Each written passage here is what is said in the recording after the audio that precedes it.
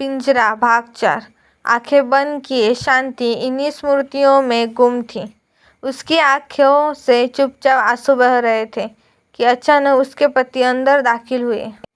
किसी जमाने में लॉन्ड्री चलाने वाले और समय पड़ने पर स्वयं अपने हाथ से इस्त्री गर्म करके कपड़ों को प्रेस करने में भी हिचकिचाहट न महसूस करने वाला दीनदयाल और लाहौर की प्रसिद्ध फर्म दीनदयाल एंड सन्स के मालिक प्रख्यात शेयर ब्रोकर लाल दीनदयाल में महान अंतर था। इस 10 वर्ष के अर्स में उनके बाल यद्यपि पक गए थे, किंतु शरीर कहीं अधिक स्थूल हो गया था।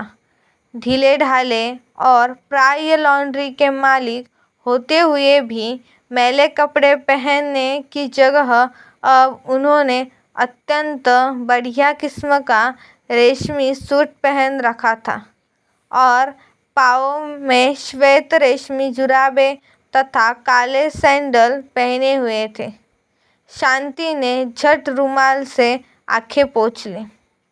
बिजली का बटन दबाते हुए उन्होंने कहा, यहाँ अंधेरे में क्या पड़ी हो? उठो, बाहर बाग में घूमो फिरो।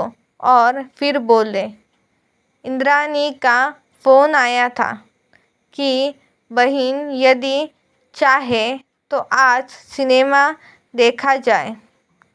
बहन दिल ही दिल में विषाद से शांति मुस्कुराई और उसके सामने एक और काली कलूटी सी लड़की का चित्र खिंच गया, जिसे कभी उसने बहन कहा था, किंतु प्रकट उसने सिर्फ इतना कहा, मेरी तबीयत ठीक नहीं।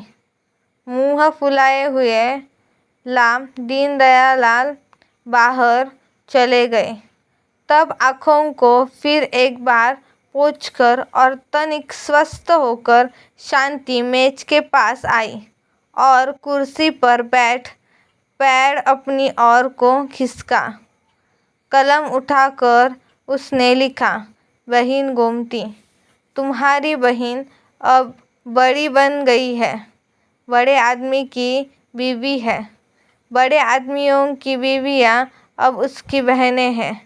पिंजरे में बंद पक्षी को कब इजाजत होती है कि स्वच्छंद स्वतंत्र विहार करने वाले अपने हमजोलियों से मिले। मैंने तुम्हें कल फिर आने के लिए कहा था, पर अब तुम कल न आना। अपनी इस वंदनीय बहन को भूलने की कोशिश करना। शांति इस बार उसने एक पंक्ति में भी नहीं काटी और न कागज ही फाड़ा।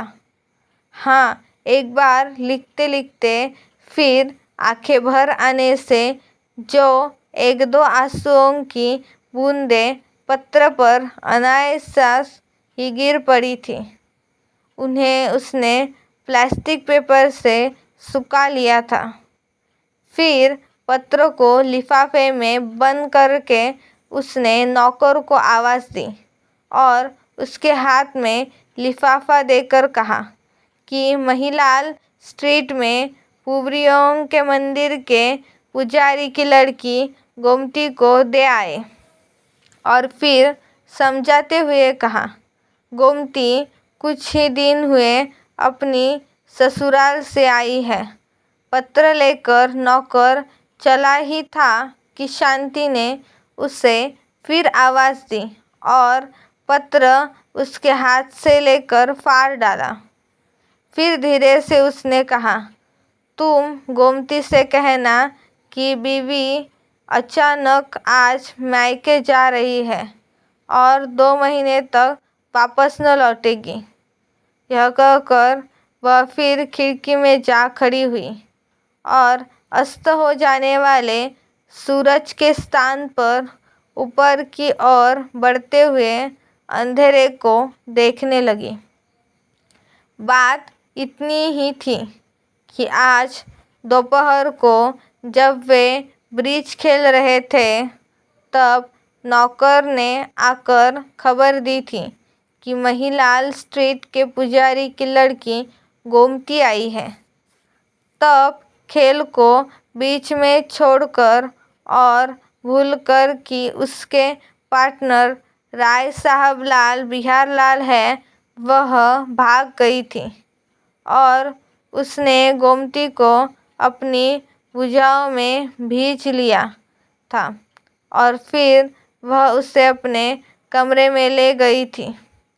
तब दोनों बहुत देर तक अपने दुख सुख की बातें करती रही थी। शांति ने जाना था कि किस प्रकार गोमती का पति काम करने लगा, उसे ले गया और उसे 4 बच्चों की माँ बना दिया। और गोमती ने उमी का और दूसरे बच्चों का हाल पूछा था। दीनदयाल इस बीच में कई बार बुलाने आए थे, पर वह न गई थी और जब दूसरे दिन आने का वादा लेकर उसने गोमती को विदा किया था, तो उसके पति ने कहा था, तुम्हें शर्म नहीं आती? उस उजड़ और गंवार औरत को लेकर तुम बैठी रही। तुम्हें मेरी इज्जत का जरा भी ख्याल नहीं। उसे बगल में लिए उन सब के सामने से गुजर गई। राय साहब और उनकी पत्नी हंसने लगे और आखिर प्रतीक्षा कर कर के चले गए। इसके बाद उन्होंने और भी बहुत कुछ कहा था, लेकिन शांति ने तो फैसला कर दिया था कि वह पिंजरे को पिंजरा ही समझेगी और उड़ने का प्रयास न करेगी।